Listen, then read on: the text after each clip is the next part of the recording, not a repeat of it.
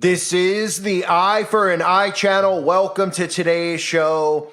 This is an important video. Please watch it and share it with other people to wake them up to what is going on.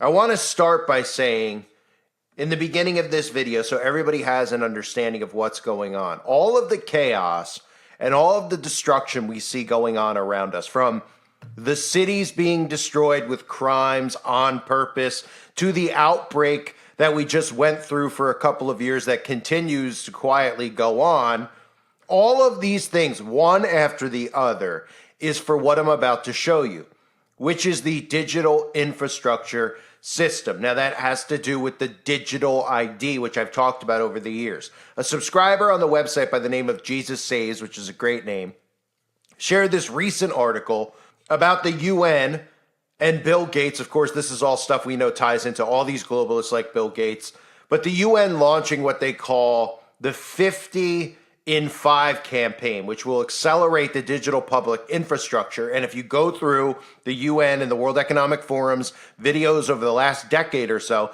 they've been talking about this being implemented by 2030, which tells us that there's more chaos to come. There are more false flags to come. There are more false outbreaks to come. There'll be false cyber attacks as well, all to get this stuff inside you. And you're saying, why are you going into this right now? Because I want to tie this in and make sure you understand the mark of the beast. So if you're a Christian out there, if you're new to all this stuff, the digital ID is going to be inside of your body. Over on the UN's website, where they have this article about the countries that are launching the 50 in 5 campaign, which will accelerate the digital public infrastructure, you can see them holding their phones up to one another. All right. What have we been desensitized to? Things like what? Tap and go now, tap and pay, where you tap your phone, right? These types of digital payments that keep getting more and more to the point of being inside of your body, which is exactly what we're headed towards. They use that picture as a reason, because this is going to be the first rollout of this, is going to be with using your phones to do cash transactions, which won't be cash anymore. So I should say digital money transactions using tap and pay and things like that. Now, why am I covering that as well? Because remember the stuff I've talked about over the years where they openly talk about this at places like the World Economic Forum, telling you that the next wave of phones will eventually be inside your body. People think that's a crazy notion. That's because they're desensitized to it. They don't see it coming. And when it comes, they won't say, hey, people were warning about this. They'll just go along with it, think that it's normal, think that it's okay, think that it's safe, because their celebrities, their false idols, etc., will tell them to do it. They'll tell them it's safe. They'll put out propaganda piece after propaganda piece about how great it is versus not having it, using fear, of course, telling you that your ID will get hacked, your identity will get hacked. This is all part of a massive deception that's going on. I've covered this being inside your body. I'll use this clip again. And we've all seen the clips from the Matrix as well, because they're going to turn you into a battery, but they're also going to get your phone underneath your skin. That's the next wave of technology that is about to hit us. Control. The Matrix is a computer-generated dream world built to keep us under control, change a human being into this. Have such a good digital twin that you'll be able to go into the metaverse, into a virtual reality world, turn a dial, pull a switch, feel around, and actually change it in the real plant? Absolutely. And this is not far off. I mean, the physical and the digital worlds, they will grow together, and the result is exactly what you just said. I wanted to ask when you all think we're going to move from this form factor to something that's on your face, glasses, and when computing's all on the edge. All right, 50 seconds. Who wants to answer quickly? I think it will go. It will. First of all, it will definitely happen. I was talking about 6G earlier, which is around 2030. I would say that by then, definitely the smartphone as we know it today will not anymore be the usual kind of the most common interface. Wow. Many of these things will be built directly into our bodies. So this is eventually going to be inside of your bodies. This is going to track everything. And I'm going to show you what has been put on the World Economic Forum, the UN, on all of their YouTube pages, on all of their websites, all the things that these world leaders go and meet and talk about over and over and over again. The only way they were ever going to get these things into our society and implement it is by causing chaos and destruction. That means, like I said, the outbreak All the stuff you see in the cities, the stuff you saw in Maui wiping out cities, they have to wipe out the infrastructures to bring this in. This is what people don't realize. They go, well, digital public infrastructure, it just means, we're paying with our phones, eventually, of course, paying with your DNA. We're going to be paying and doing all this stuff with technology. What's the big deal? It's a huge deal because this is the system of control. This is the enslavement system. They use trigger terms like equality. All these things are all make-believe. They tell you that you're going to miss out if you're not on board. Trust me, you want to miss out on this. You do not want to be on board with this because you are going to be under a full-on microscope where people who hate you, who want to see you die, are going to enslave you under this digital surveillance system. You are going to be under digital governance. Here are the clips that they use to try to normalize this. It looks like anything else that you see, right? The background music, the way they tell you it benefits you. This is all deception. This does not benefit you. This enslaves you. And this is what they have planned for you. We all know physical infrastructure, like bridges or railways or roads. Digital public infrastructure is simply the digital version of the same thing. We have identity cards and payment solutions, communication channels, and these are the infrastructures of the future. When you think about services like insurance, healthcare, banking, they are built on top of the scaffolding of payment, identity, and data exchange infrastructure. Some of the good design principles for digital public infrastructure, one is clearly designed for scale. So when you design for an entire nation, that's a lot of people. And then those people are going to be doing a lot of transactions. Digital public infrastructure should be interoperable. The systems must be able to talk to one another. Digital public infrastructure should be accessible to all. It could be a major equalizer through inclusive finance, through allowing renewable energy systems to operate. The ability to access information, education will help us to accelerate the implementation of the Sustainable Development Goals. Digital public infrastructure offers many developing countries a leapfrog opportunity where they don't have to invest in legacy systems, but instead can build towards the future. The last 15-18 months with COVID provided an illustration of how quickly we can in fact mobilize technology and in order to deliver at scale completely new services. Digital ID has become very, very important during the pandemic when people could not meet face to face. Being able to prove who you are remotely became super critical.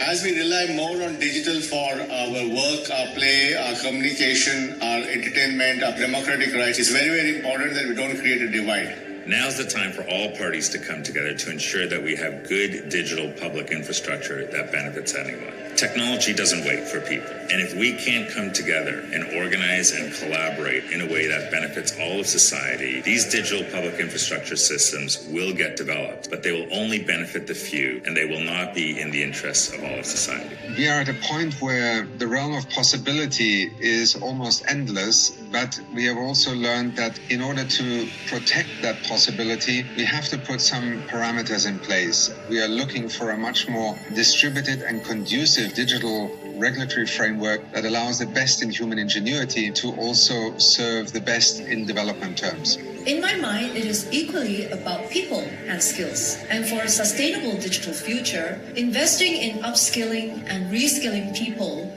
would be as important as the investments in infrastructure. My belief is if governments, businesses, philanthropic foundations, citizens, if we work together to combine our resources, there is no world, there is no society, there is no future that we cannot build together. But it's going to take all of us to step up and to make that a reality.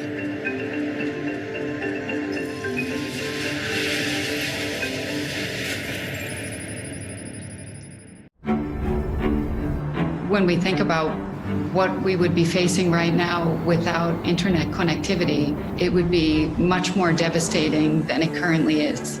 From text messaging to video conferencing to communication applications to e-commerce through to telehealth diagnostics, the use of technology has been everywhere in our response to the COVID-19 crisis. Traffic is surging. Between 30 and 50% more voice and 30 to 50% more data is being used. These new normals, like a lot of services are not available now, so they will need to be transferred in a digital way. Promoting network resilience in a COVID-19 era is critical. governments should release emergency spectrum to make sure that there is less congestion in the airwaves. In terms of ensuring access and affordability of digital services, we need to look at price reductions and discounts on capacity, airtime, and devices. And we also need to look at supporting alternative funding models for complementary access solutions. We need to have a framework with the regulators about infrastructure sharing, also accelerating the implementation of the Universal Access Fund, and to create a condition for the private sector to continue investing to be able to connect the poorest and people in rural areas. Many of these challenges do not need new technologies. What we need is urgent and sustained collaboration between the private sector and governments to create the right networks so that people can access and use the information and create the services that people need. We've seen through this crisis that connectivity runs across every single sector. So the main thing really is cross-sectoral collaboration. That's the reason we launched the Joint Action Plan, in order to be able to provide a simple guide to governments and businesses in countries around the world as to what they can do today in order to make sure that we keep connectivity available and extend it to all of those that need it. Working as one is critical to achieve all connected world that we're all aspiring to. With connectivity comes prosperity, comes inclusion, and comes business opportunities that the world needs right now.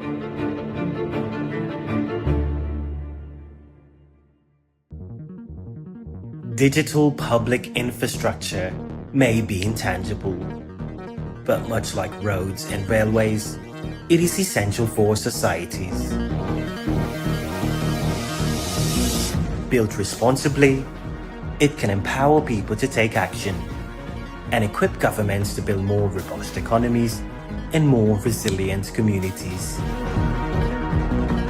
In the face of a combination of global crises, from disease, food insecurity, political instability, economic volatility to climate change, safe, trusted and inclusive digital public infrastructure is needed today more than ever.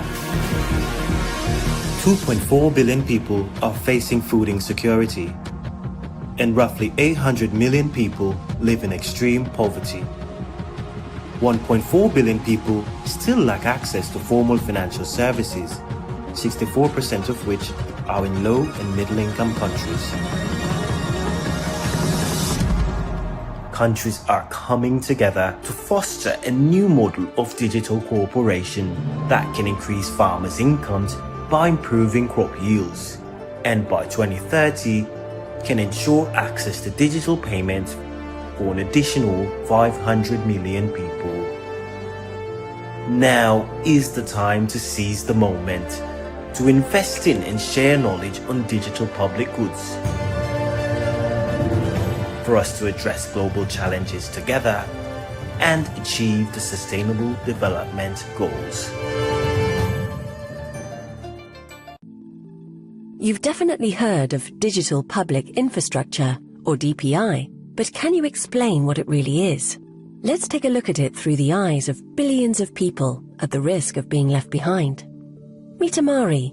Amari needs to prove she owns her land, pay for government fees, and receive payments for various services. She needs to provide the Ministry of Lands a copy of her ID card, an authorization from her bank, and half a dozen other documents. Just imagine how much time she would save if she could access these documents with just a few clicks. The ministry could then also quickly make sure her documents are authentic. For this to happen, identity, credentials, and payment services must be digitized and connected with each other, both across ministries and private data providers like banks. This is exactly what DPI is all about. By digitizing more public and private services on common infrastructure, we will create more value for each of us. To actually make Amari's life easier, some rules must be respected. Think of a railway system with stations, tracks, and trains. Whatever the length of the train, the wheel spacing must be identical. Whatever route it takes, the signaling must be consistent. And whatever the train's schedule, time must be measured uniformly across stations. This guarantees the smooth functioning of the infrastructure and ensures scale-up from network effects by breaking down silos. The result? Travelers get to their destinations safely and comfortably. With built-in open standards that are reusable, not only does it become easier for Amari to access information and payments, but this infrastructure can connect everyone, everywhere, to other opportunities and services. With privacy embedded up front in the design, people can rest assured that their data will be kept safe and secure. The world over, countries are starting to build their own digital railways. The good news is they can pick among the best existing practices and adapt them to the tastes and travel habits of their people. The tracks we lay today will shape the infrastructure we will share tomorrow. So let's join forces and shape this new infrastructure towards ensuring that DPI is safe, accessible, green, financed. So all those things that you see in that video, they like to talk about equality, ending poverty. These are all things they could do if they actually wanted to do it. Bill Gates could literally take a couple third world countries with half the money that he supposedly has or is worth, and he could feed them all, and he could take them out of poverty. It's nothing to do with that. It has to do with turning everybody into one class. There'll be no middle class. There will just be these people. Everything will be under the guise of freedom still the way it is now, but it'll be under this huge misconception that the world is safer, the world is cleaner, the world is better, there's less crimes. There will be, everything will be digital, including like how you enter and exit your home, things like that. But keep in mind, there'll be, there might be no way that the guy across the street can get into your house using his phone, etc., which might sound beneficial to you. But the elites will be able to walk in and out of your home and anywhere they want to go. They will be under no restrictions. The rest of us will be under full restrictions. And there's actually idiots out there that think that this is fine. They don't realize, well, would you want Jeffrey Dahmer to have access to your home? Would you want Michael Myers or Freddy Krueger to have access to your house and your family? Of course you would. You'd be like, well, that's make-believe. Well, maybe that's make-believe. But these people are sicker than any people you've ever heard about in fiction in the history of humanity. The things that they do to children, the things that they do and get away with, they're only going to enhance that with this type of global governance. They're going to get away with murder. You're never going to hear about it. They're going to get away with enslaving us. They're going to get away with taking your own children out of your own home. It is stuff that you cannot comprehend. And it's all in the name of fancy technology, right? Hey, if we don't go this way, you're going to miss out. And everybody goes, well, we already use technology. We're already inundated with technology. What's the big deal, right? They'll use things like, your ID getting hacked. That's why that programming's been in place to scare you that your ID and your identity are going to get hacked. But really what should be occurring is everybody should say, hey, wait a minute. They've been talking about this digital public infrastructure for a long time, and they really, really seem like they want it. And they're, how are they going to get everybody on board with this? Nobody's elected these people. Nobody's elected Bill Gates. Well, the way they get you on board with it is by creating utter chaos around you. And they tell us that, well, the American experiment, all this stuff didn't work. It's always worked. The world has been fine, except for this small group of people who constantly try to take control and rule it and govern over everyone. And this is where we're headed towards because of fancy technology, because people are being so inundated with technology and wanting and loving technology. And eventually, this is the mark of the beast inside you. Because like you saw in those clips, this digital infrastructure is you. You're a part of the digital infrastructure. Your thoughts are a part of the digital infrastructure, like I've covered in the past, where they literally want to be able to know your thoughts, right? Using little subvert ways of saying that, well, this person has Parkinson's disease or can't talk or whatever. But thanks to technology, we could read his brain. And everyone's like, that's great. That's wonderful. Sign me up. Right? Until, of course, your brain has a thought that you can't control. Maybe you just start thinking something you shouldn't think, what it might be like to do this to Bill Gates, etc., and they'll be at your front door. Right? And they won't be at your front door. They'll shoot you through your front door. They won't even open the front door. Okay? We are giving power to people who are not elected. And what's scariest about it is people trust in a lot of these people. They don't mean harm. Look at them in their business suits and their meeting. But if I told you that this was a meeting with John Wayne Gacy, the Unabomber, Ted Bundy, the Golden Gate Bridge kill, whatever that guy was, all these types of serial killers, you'd be like, whoa, right? Wait a minute. It's a meeting where Michael Myers, Freddy Krueger, Jason Voorhees are all getting together and they're going to be in control of the world. That sounds like a problem. Yeah, that's what this is. And it's going to be all under digital governance, which is what they're trying to push and promote. The infrastructure, the digital infrastructure, is being rolled out by 2030. We all know this with the digital ID where we're headed. The magic potions included, all these things tied together. And eventually what you have to keep in mind is this thing is going to start out just like that picture. I'm going to tie it all back up in the beginning, where you see two people holding their phones up and you say, oh, they're making a transaction just by holding their phones up to one another. Eventually, you're going to be making transactions via your eyes, because all of this stuff that's going to be supposedly on this cloud inside of this digital infrastructure is going to be inside your body.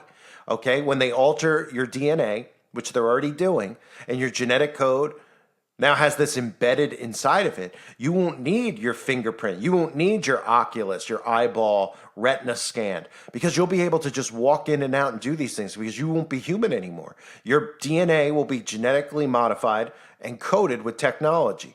That is the mark of the beast. And we are getting closer and closer every day. And they're normalizing these things just like you saw there. They're making it seem like it's just a progression in society. It's a normal thing. Technology's heading this way. This is where we need to go. Blah, blah, blah. Nobody talks about it. Nobody says boo. They're too distracted talking about if men could have babies, all this other crap that you hear the alt-right and the alt-left talk about.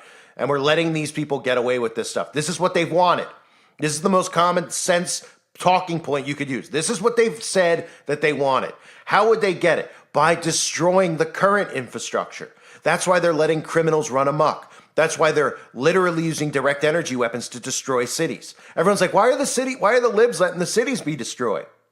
Right? You hear DeSantis talking. Of course he's one of them, because otherwise he'd point out why they're doing it. He's just like, wow, what do you think? He doesn't know, Gavin Newsom? You don't think any of these Dems know what they're doing? They're globalists.